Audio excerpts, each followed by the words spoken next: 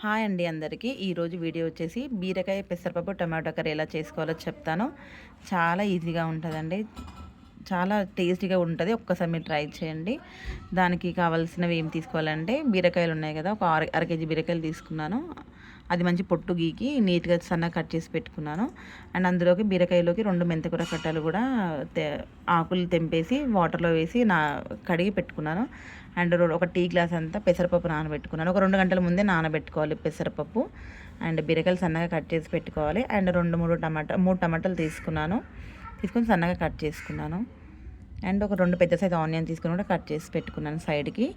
And తర్వాత మనం stove on చేసుకొని దానిపైన ఒక ప్యాన్ పెట్టుకొని దానికి కర్రీకి సరిపడా ఆయిల్ వేసుకోవాలి. ఆయిల్ హీట్ అయిన తర్వాత మనం ఇందాక సన్నగా కట్ చేసి పెట్టుకున్నాం కదా 2 ఉల్లిగడ్డలు, అది వేసుకొని ఫ్రై చేసుకోవాలి.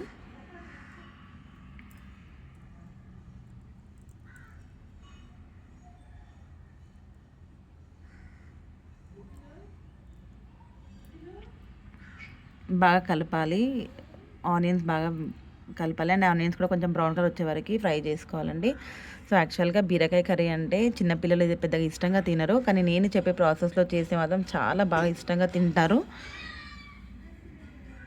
ఎందుకంటే మనం పప్పులు వేస్తాం కదా, పెసరపప్పు వేస్తాం కదా, చాలా టేస్టీగా ఉంటుంది. ఒక్కసారి మీరు ట్రై చేయండి. అండ్ బీరకాయ మెంతికూర కాంబినేషన్ మాత్రం అసలు చాలా సూపర్గా ఉంటుందండి. ఒక్కసారి మీరు ట్రై చేయండి, చాలా బాగుంటుంది, చాలా టేస్టీగా ఉంటుంది. సో ఆనియన్స్ అనేవి కొంచెం ఫ్రై అయిపోయాయి కదా, సో దాంట్లో నేను ఒక సరిపడా పసుపు వేసుకున్నాను. పసుపు వేసుకొని బాగా కలపాలి.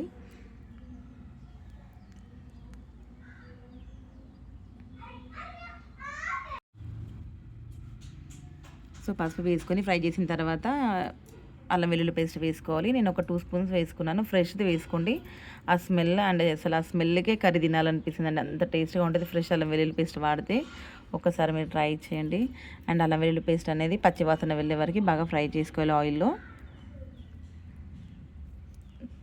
చూడండి ఫ్రై అయిపోయింది.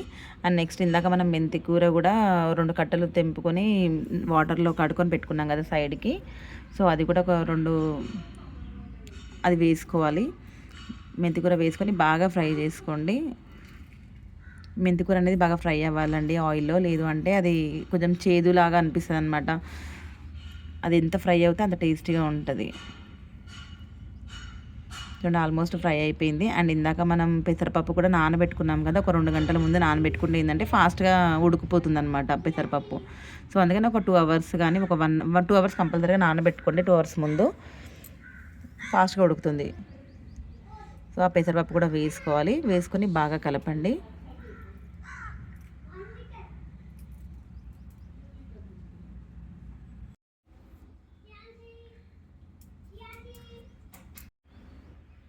ఒక పెసరపప్పు అనేది మంచిగా ఫ్రై చేసుకోవాలి ఆయిల్లో. అట్లా పెసరపప్పు వేసుకుంటే పిల్లలు చాలా ఇష్టంగా తింటారు. ఒక్కసారి మీరు ఇంట్లో కూడా ట్రై చేయండి, చాలా టేస్టీగా ఉంటుంది. అండ్ ఇందాక మనము కడిగి సన్నగా కట్ చేసి పెట్టుకున్నాం కదా బీరకాయని, సో ఆ బీరకాయలు కూడా ఆయిల్లో వేసి బాగా ఫ్రై చేసుకోవాలి.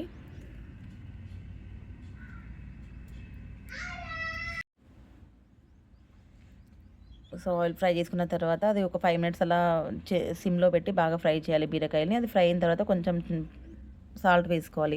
కొంచెం సరిపడా సాల్ట్ వేసుకోండి. సో సాల్ట్ వేస్తే బీరకాయల వాటర్ అనేది బాగా ఊరుతుందనమాట.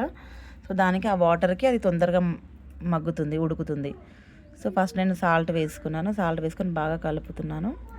అండ్ దానికి సాల్ట్ వేసుకున్నాక సరిపడా కారం వేసుకోవాలి. యాక్చువల్గా మేము స్పైసీగా తింటాం కదా, సో నేను కారం ఎక్కువగానే వేసాను. సో మీరు ఎంత స్పైసీగా తింటే దానికి సరిపడా వేసుకోండి. సో కారం వేసుకున్నాము కదా, బాగా పచ్చివాసన పోయే వరకు బాగా కలుపుకోవాలి.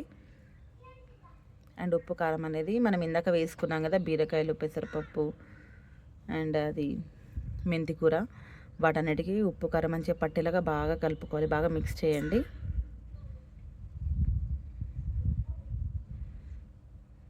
సో ఇందాక చెప్పాను కదా, మనము సాల్ట్ వేయగానే ఉప్పు వేయగానే వాటర్ అనేది బాగా రిలీజ్ అవుతుంది బీరకాయల నుంచి. సో దానికి చూడండి ఆల్మోస్ట్ బీరకాయ అనేది కొద్దిగా దగ్గరకు అయిపోయింది అనమాట, ఉడికిపోయింది.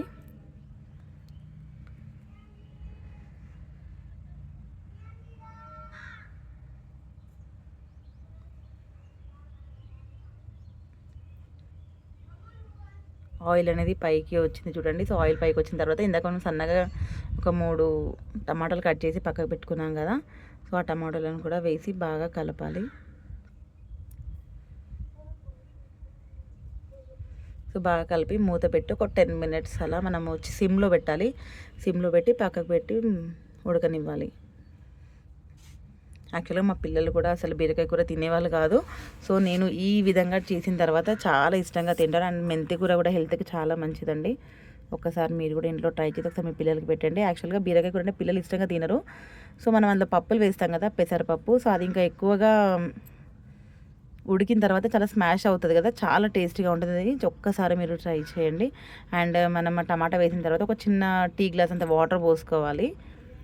వాటర్ పోసుకున్న తర్వాత అది దగ్గరికి ఉడకనివ్వాలన్నమాట. వాటర్తో మరి మొత్తం ఇట్లా డ్రైగా అవుతే కూడా తినడానికి కలుపుకోవడానికి సరిగ్గా రాదు కదా. సో అందుకని ఒక చిన్న టీ గ్లాస్ వాటర్ పోసాను అనమాట. అది బాగా ఉడుకుతుంది చూడండి. ఒక 5 మినిట్స్ తర్వాత ఒక కొత్తిమీర వేసుకొని సైడ్కి దింపేసుకుంటే చాలా టేస్టీగా ఉంటుంది. రొట్టెలో కానీ రైస్లో కానీ చాలా టేస్టీగా ఉంటుందండి. Thank you.